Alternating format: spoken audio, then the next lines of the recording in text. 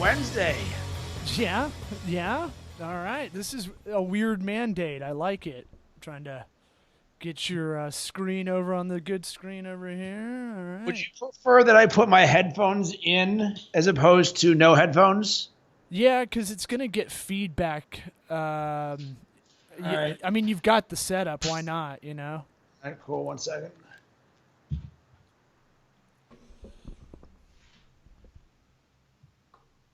Sound good? Sound good on your end? All right. How's this? What up, man? You're even a white guy with long hair. I think we are...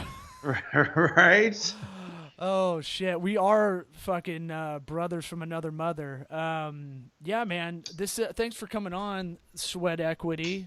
I'm really interested to hear how you got into everything. We talked through mutual friend Beth Miller that if any listeners go back and want to hear about why you don't call a PR person a publicist, her episode's not too far back, so check that out. Beth hooked us up and was like, hey, this guy is very, very similar to you. I haven't met anybody that is. You even have a better background, man. You've got baseball cards. It looks like all baseball cards of a wall, which is amazing, behind you. Yeah, I like to call that baseball card wallpaper, which is all my common cards from when I was a kid. So I had them in a giant garbage bag like my entire life. And then just me being the creative butterfly that I am, I was like, all right, well, I'm doing a ton of video stuff. I've got to create a cool background. And I was like, well, why doesn't baseball card wallpaper exist? I was like, it does now. I literally, right before we started, I was like, I got to get a better background behind me if I'm doing more video, because I want to, hopefully the call recorder I have, the app for Skype is fine, but I was like, I need a better background if we're going to do more video-based stuff, and I was like, what can I do? And literally you pop up and just fucking a 10-year-old's like Beckett's wet dream behind you. You nailed that for sure. So I guess tell everybody what you do, who you are, because I could do it, but I'm probably going to butcher it. So all right. Do it like a speed date almost.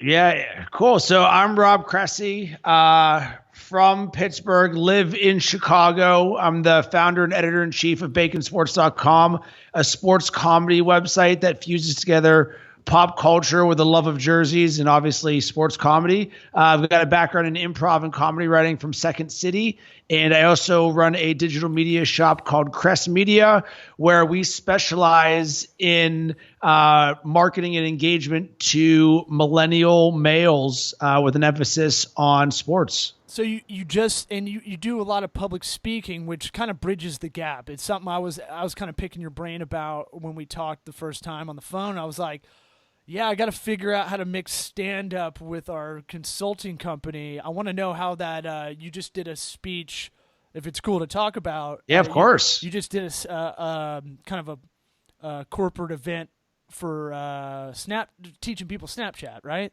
Right. So a friend of mine, shout out to Jen, moved from Chicago to Atlanta about a year ago, and her agency every month, shout out to Hot House down in Atlanta, has a speaker come down. And she's like, hey, I saw that you've done some speaking stuff before. Would you be interested in coming down?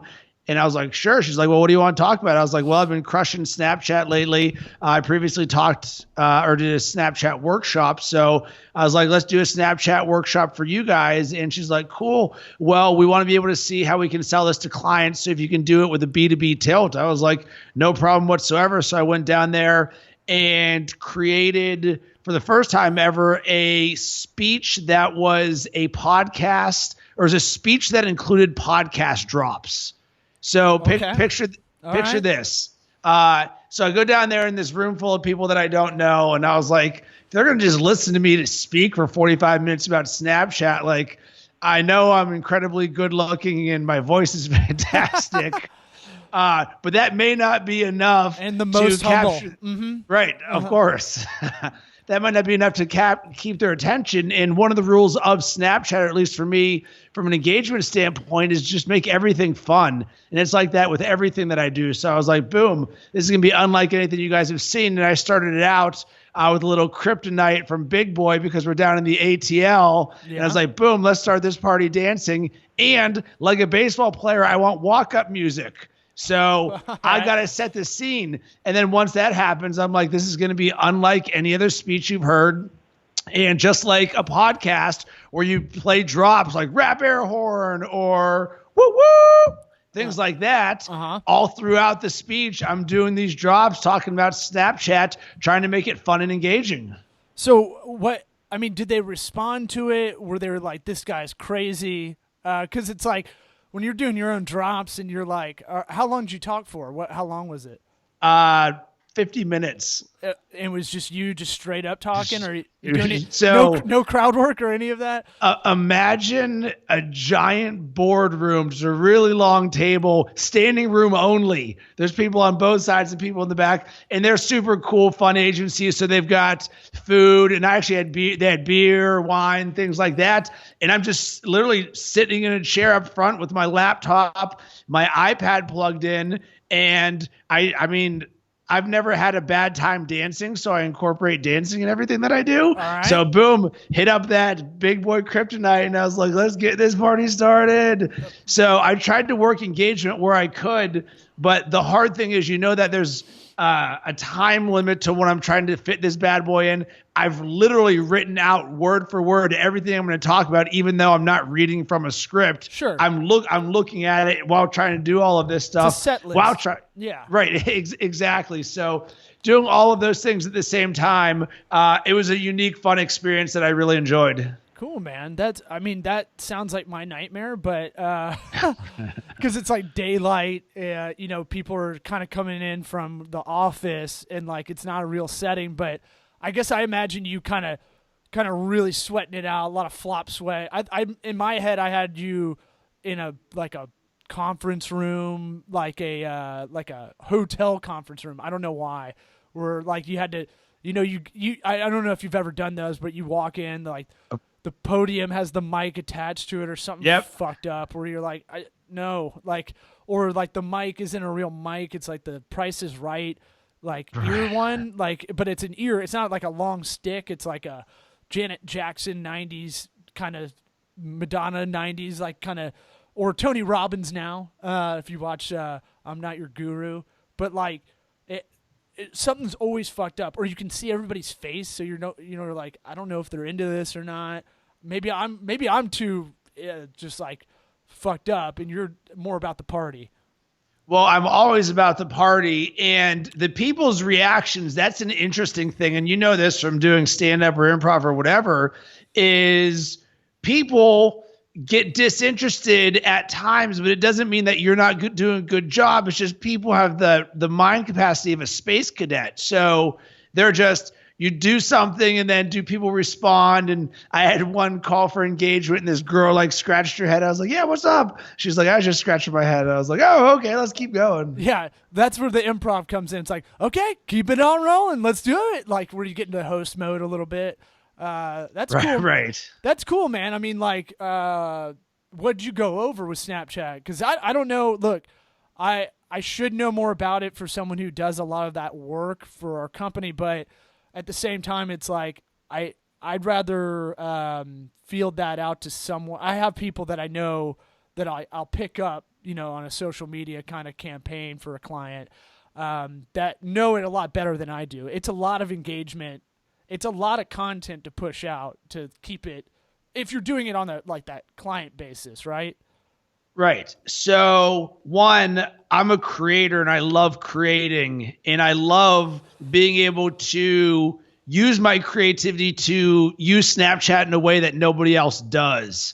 So that's the angle that I come at from it. So really what I wanted to do was give them the next level of Snapchat. Everyone sees it as a mobile messaging app where you can have fun. That was initially dick pics, and everyone just sees it at that. Right. But we do this for business. So if I'm going to be selling Snapchat strategy and Snapchat creative services, I've got to be able to roll in there and be like, listen, guys, as a marketer, this is how you need to use the platform. And the simplest way is you get an opportunity to speak to your target market every single day in a fun and engaging way. So the goal of marketing is to say, all right, we want the people who we think are in our demographic to see what we're doing. And if we do things correctly, they're going to take some sort of action that's going to lead to a sale or whatever it is that you want. Same thing for Snapchat, except it's way more personal, where you have the opportunity to respond directly back to me. And it's photo and video, and there's drawings and music and all of these different things, and it's all weaving it into the narrative of business marketing. So you're just not creating content for content's sake. You're doing it by saying, all right, we want to get app downloads. So how are you going to do it? Well, we're going to create these stories that do this. And then at the end, it's like, oh, by the way, for more insight into what's going down on our community, make sure to download the app at boom, plug iTunes store, and doing things like that. And then you just create essentially a series of content buckets that say, all right, here's 12 different things we talk about. And then on any given day, you're like, all right, boom, let's go in here. We want to hit this point. Now you know what you're creating about. Yeah, you do it a very similar way to how I do it. I think that's because it comes out of frustration. So like the way I kind of pitch social media and kind of doing that for a client is I'm always like, all right, think about it this way. A, do we have content to work with? You know, like, do we already have stuff to work with? Do you guys push out stuff normally? And then I think we talked about this on the phone, a week or two ago. Like, I see like content marketing, it's a bitch. It's a beast. And I'm like, you got to keep up with it. It's like running a school newspaper or you run a magazine. You got to think of it that way, or else you'll never treat it with the gravitas it needs. Like you have to be on top of it. And if it's like, but be consistent too. Like if you're going to do it once a week, just start there, or once a month, start there. And then your social media, you got to feel it like you're saying. That's your way to engage with your audience or your future audience or your targeted audience. What's the objective? And then I go, who's your audience? And then we go, what right. platforms do you, or I kind of mix the next three up. I go, do we have creatives? Do we have content, or do we have the platform? Because sometimes you're doing it per platform first. You're like, we really want to engage Snapchat. So then, all right, let's work on content storylines. That's kind of how I pitch it. And it sounds like you do the same thing. And then it's like, when do we do it? All right, let's look at the numbers. We don't have any numbers. All right, let's go on our gut. So like, and then we got to look at reporting, which is something no one does. But right, exactly. But what's the point of doing all this? I mean, the beauty of it is we have the fucking numbers. We have the sabermetrics, man. So right. I cut you off, but go ahead, man. No, it's all good. Let's keep this bad boy moving. So like, yeah, I'll go into that, and then you brought up like, hey, download this app in your example, and I'm like, yeah, that's a call to action. Y'all know what that is, right? Right. This isn't completely new territory. This is like, it's just think of old school ways of advertising with creatives, except now you can literally punch the button and get it immediately. So I try to find the old school comparison for a lot of people to kind of find that juxtaposition where they can understand it a lot more, because you can overwhelm people really quickly. Yeah, very much so. It's really just marketing 101 plus storytelling plus new media. That's all it is. It's not reinventing the wheel. It's just being more creative about it. So how'd you get from this podcast is either advice for people that are kind of rudderless or lost, and or kind of wanting to hear a story of the guests we have. I'm on 2 hours sleep, so I might be a little bit punchy, but our new kid had a lot of farts chambered last night, so those scare him, and I had to stay up with him and then get up at 6.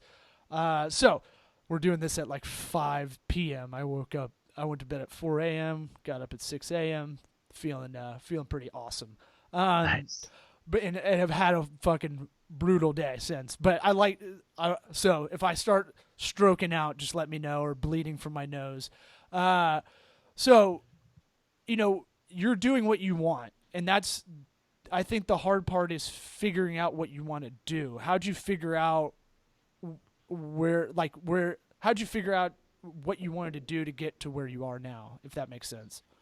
So for me, sports has always been my dream, working in sports and then secondarily being a creator. I am very binary. I literally don't watch anything other than sports.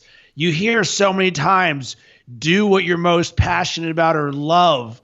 And I hear a lot of people talk about, oh, I'm so passionate about this, but there's a new thing where you're talking about your purpose. What is your purpose for what you do? And for me, it's being a creator and being sports, because that is what I am best at in this entire world. So it got to a point, I've been doing this full time for the last 4 years, but previous to that, for 6 years, I did online advertising sales, which I was really good at, which doesn't mean that I liked it, but I was good at it. So we're talking slinging banner ads, emails, text links, pop-ups, all the digital marketing stuff of how you monetize a website. Built a nice nest egg there. Was really doing, I did some really good things in the industry, but I didn't wake up every morning saying, man, I can't wait to cold call and email about some banner advertising. Ooh, yeah. Right. So I finally said, if I don't give it a shot at chasing and living my dream, I would regret it for the rest of my life. So after spending 3 years at the largest obituary website in the United States, selling advertising for them. Legacy? Legacy.com. God, I hate that I know that. Keep going. And cut the cord and said, all right, I'm going to create my own path. And it's a mindset shift that happens to you when you see life differently by understanding you're in control of your time and your opportunities and everything. And it starts from the second you wake up. So mornings are no longer, oh my God, I got to get up in the morning. This sucks. It's, wait a second, why do I want to get up in the morning? Because I'm one step closer to realizing my dream in this journey that I'm on. So you have a higher purpose for what you're doing. So it's no longer am I passionate about sports. It's I have this purpose to live out my dream. Yeah, man. I mean, I totally empathize with the morning thing. Like I remember having the day job and being like, fuck, I got to get up, roll out, go to, now it's like, how much can I get done in the morning? Like, am I a stock trader? Why am I stressing so much? Like, you have a punch list, but you also, like, the stuff for your business gets shoved to the nights and weekends because you only have the daytime to really focus on the actual work. So, I use the lawyers kind of logic, lawyers, turn consultants kind of logic of the finder, minder, grinder stuff where, you have the people going to get the business. You have the people actually doing the work in the office, pushing paper and stuff. And then you have the grinders that are the kind of visionary strategy. Those are the guys that go to court. It sounds like a dumb saying, but really, since I've heard that saying, I don't know, 6-7 months ago, it really kind of contextualized a lot of business for everybody I talk to. Like, hey, you got to bring people in, but you got into this because you have a skill that you think is good enough to run your own business. And, so I totally empathize with that, where you're like, okay, mornings aren't mornings anymore. Even though I'll watch ESPN. I used to watch SportsCenter, the same thing over and over. I'd watch the same episode in the morning. I'm like, I already watched this, but I'm just going to just sit there and watch it again. Those days are over, man. Like, if I'm lucky if I can get in a PTI episode, but I'm not in the sports world for our business necessarily. That's just right. My passion. I just like sports in general. So for you, it's kind of like you got to keep up. How do you deal with that? How about that? You have to run this business, but you have to keep sports changes on the minute, and you got to stay up to date on what's going on. How do you deal with that? Well, so here's the issue that I deal with. I do two things at once. I started baconsports.com to build the awesomest sports media company ever. But I knew this was a long-term play because I sold advertising for a living. I know how much traffic you needed. If you're only doing an advertising-based model as a publisher, you have to have millions upon millions of ad impressions in order to make that work. And it was out of doing it for 2 years, creating articles, videos, podcasts, live streaming, social media, where the landscape changed. And I was like, wow, things are mobile now, and marketing is now done via content, and the vehicle is social. How have I organically built Bacon Sports? Via content and social. I was like, maybe I should open up my own digital media shop and do this for other brands looking to target the exact same demographic that I am, that I also create for at Bacon Sports. And that allows me to get revenue in the door quicker. And now I've got essentially 2 businesses. I've got a sports website and an agency, which run parallel to each other. And I use Bacon Sports as my own client. Right. So if people are like, what in the world have you done? I was like, I don't know. For the last 4 years, I've got 1.5 million page views and all these different things organically. And the thing is, I haven't had a dime of marketing budget because you can waste so much money on marketing. I know there's so much good that can be had in marketing, but when you're a lean startup, it's a mentality for money doesn't solve problems. People are like, well, why don't you just go out and get funding? I was like, because the business model's not right yet. Yeah. You need this where it's this engine and you understand all I need is gasoline on the fire to turn this bad boy on. But that's certainly not the case, especially as Facebook changes algorithms, figuring out how to monetize mobile, all of these different things. So back to your question, the number one thing for me is understanding how to understand my time. It's no longer what am I doing in the morning? It's literally every second of my day, I feel guilt if I'm not doing something. So how did you, what's like a good way you got yourself kind of motivated? Because look, I'll tell you, man, it's difficult to manage your time efficiently when you're starting up, especially when you're kind of doing 2 things simultaneously. I know one kind of helps the other in a way. They both help each other, obviously. But right. Like you can use Bacon as a guinea pig if something comes up with a client. Right. And so, but you can also have the agency umbrella to kind of manage a lot of what you're doing with Bacon and kind of use parallels with other clients too. Cause I'll learn from clients as well. How do you self-motivate? How do you start self-motivating time-wise? You don't have any other option. Yeah, but you know the dudes that are like, right. It comes, here's why. So I was very successful at online advertising sales, and I've worked from home for the last 10 years as a remote worker. And no joke, the very first day I worked from home, I was like, this is unbelievable. This is when TiVo just started. And I was like, man, maybe I'll TiVo a soap opera. No joke. And I TiVo'd one, and I don't even know what it was. And I never watched that. And literally like 2 hours after that, I was like, what in the world am I doing? There's no way I'm going to watch a soap opera. And from that moment, I made the decision to say, listen, if I'm going to be successful, it's 100% up to me. So being a sales guy, I have this mindset of, boom, I want to be heavily commissioned because if I'm going to crush it, I want to get paid for it. So I've always taken that. And even though I was oftentimes the top sales rep, every single day I thought I was going to get fired. And I don't know if it's a paranoia or what it is, but it's a certain standard where the amount of hustle that you put in combined with your success. And once you have success, you're like, how easy does that come to you? Even though you've grinded your way there. And I'm like, God, does everybody know like how easy this potentially is for me in doing this? And that constant fear to always be better has always been in me. And then from there, I just became a growth mindset person where I don't stop learning. So I read incessantly. So over the last 4 years, I think I've read over 150 books. What the all right. Mm-hmm. Yeah, me too. Uh-huh.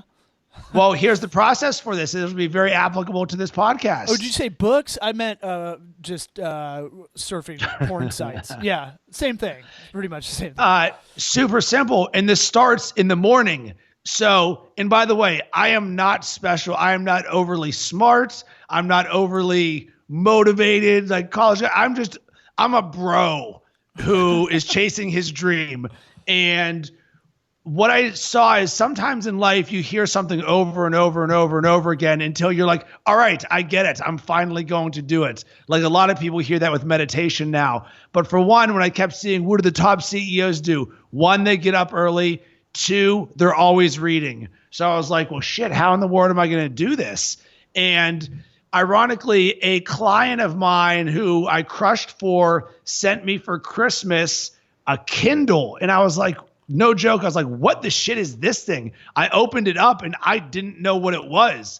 And I find out it's an Amazon Kindle, like version 1.0. So I was like, all right. So now I've got this learning tool.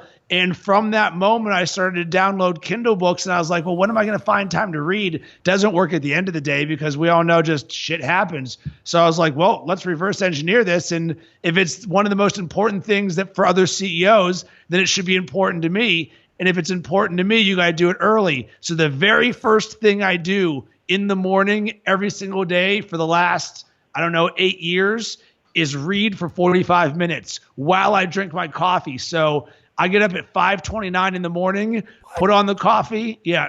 I've life hacked myself to be a productive robot.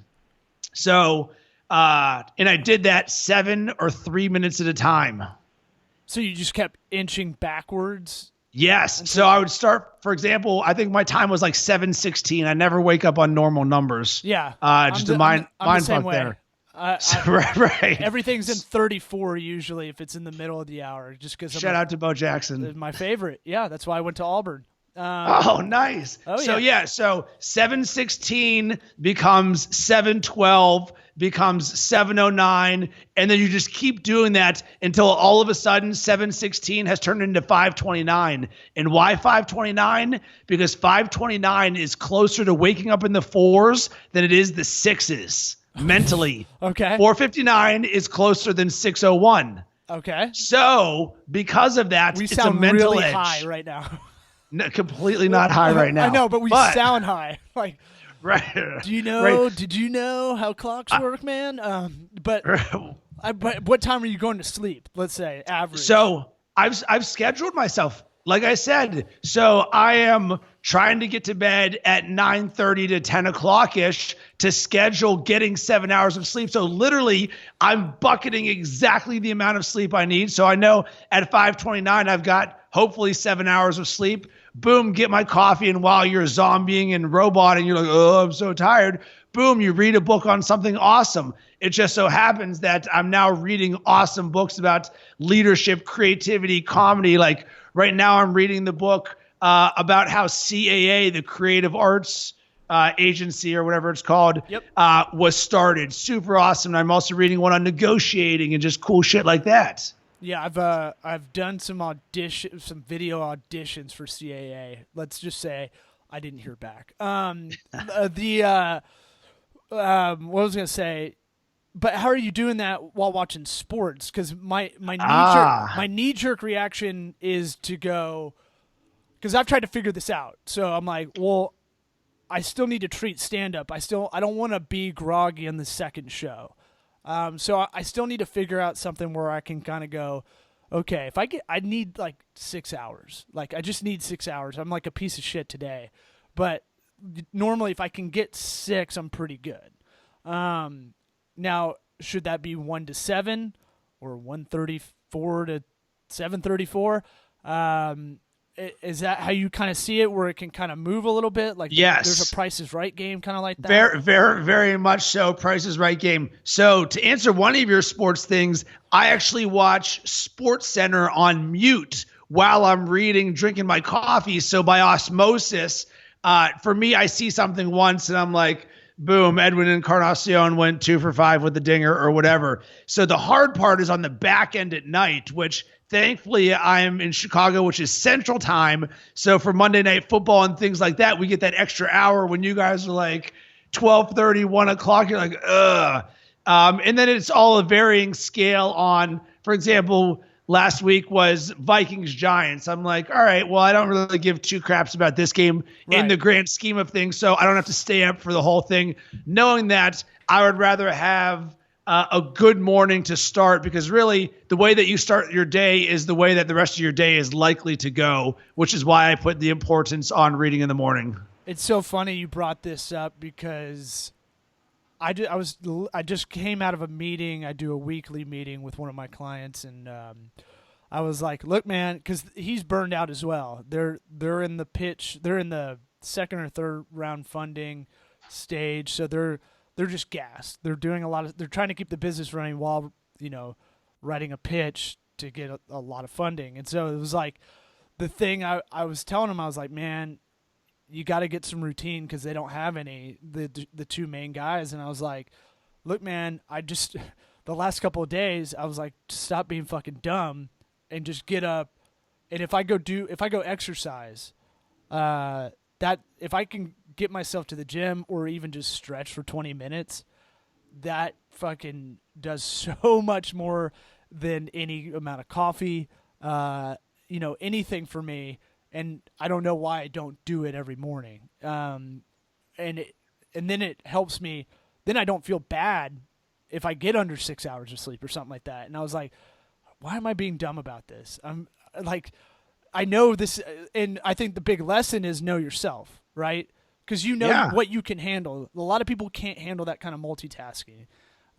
We grew up in a generation where you kind of had to, where every old person on talking head on TV wants to shit on millennials. It's like, yeah, but try to juggle about 50 different things in a day, you'll probably barf. Like, my thing with, what you can handle, right? So you go, look, I'm going to read a book. I'm going to kind of periodically, I'll look up and see the bottom line. I'll see a play, but I know I can handle that. Some people could only do one and then do the next, and that's fine.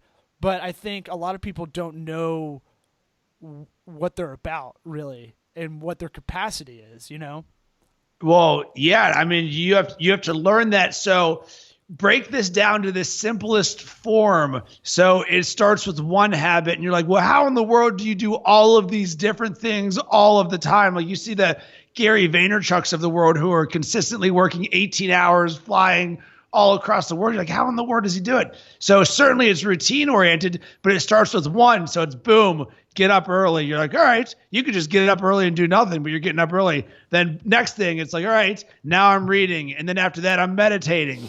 And then this. And then if you just start adding one thing over to another, before 9 o'clock, I've done more things than most people do in an entire day, just because, and it's not hard. It's all right, wake up, coffee, read, meditate, write my morning pages, read my goals. What's my gratitude journal? Can I get something done before I walk the dog? Then go to the gym. And it's like, boom, all of this. And people are like, what? And it's the different mindset of, oh, today's Monday, I wish it was the weekend. It's like, no, I don't got time for that sort of thinking. And that's really what it comes down to. I don't have time for anything except for forward thinking. I just don't. Otherwise, I'm not going to achieve my dream. And here's the thing. I only have to win once. If I win, I've achieved my dream. That's my goal. What do you mean by that? You only win once. You only need to win once. I only have to win once. I'm not trying to. So this goal, if all of a sudden it's like, holy smokes, Rob made it happen. Well, guess what? I've now, in theory, won my life, because I'm going towards, instead of me going towards a paycheck for someone else, I'm going towards this life that I've created. And I know any day, tomorrow could be one of the greatest days of my life. Every single day. And that's what gets me up every day, is the amount of people I'm talking to, meeting cool people like you. It's like, you never know what's going to happen in the series of all of the things that you've done. I don't expect that tomorrow is going to be the greatest day of my life, but I'm sure as hell prepared for it because every day I put myself in a position to succeed. A lot of interesting stuff there. I'm getting all fired up because it's like I need you as my alarm clock. Right. Like, hey, get up. But a lot of stuff there. That binary logic. I'll win or lose. And you kind of said you have a binary kind of mindset a little bit. And there's also the sports parallel, obviously. But I think the biggest thing about, and this is the minutia of this podcast, or the podcast is about the minutia of getting shit done. We wanted to kind of make this an anti-Tim Ferriss of sorts. Like, I like his podcast. It's neat, but it doesn't do anything for me. Like, this is really valuable information as far as like, hey, just take one thing at a time and take a bad habit out or add a new good habit in.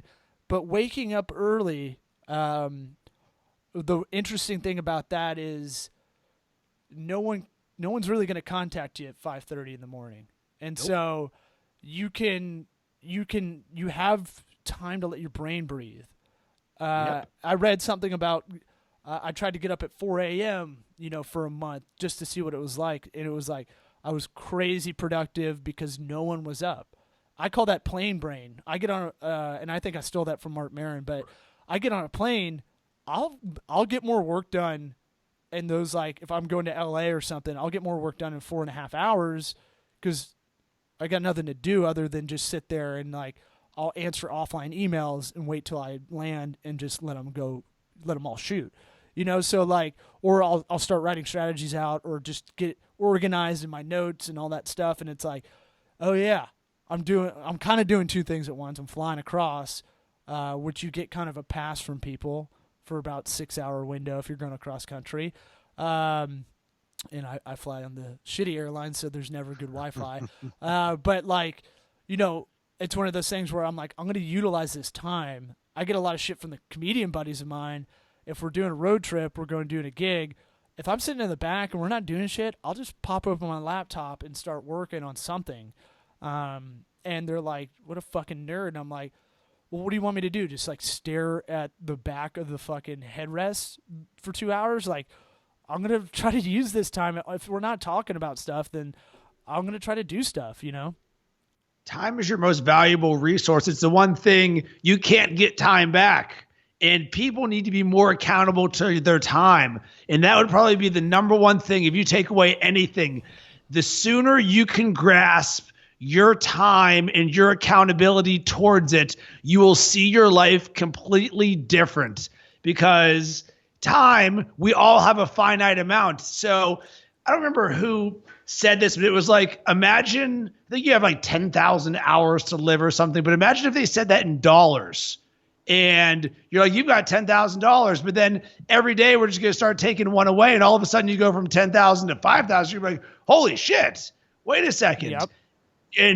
And when you think of it in terms of dollars, you're like, whoa, I don't want to lose $5,000, but you can get money back. You cannot get time back that you waste sitting at the back, staring at the back of an airplane seat. So that's why I get so passionate and fired up about some of this stuff, is because I've understood this time accountability. We all have the same amount. You can do whatever you want in your life. If you're not, you've just decided the narrative in my head is I can't do it. But I flipped that switch to say I can do whatever it is I want in life. I'm going to achieve it. Even if I haven't hit that goal yet, I'm going to. So I'm going to use time as a valuable asset for me to get more done.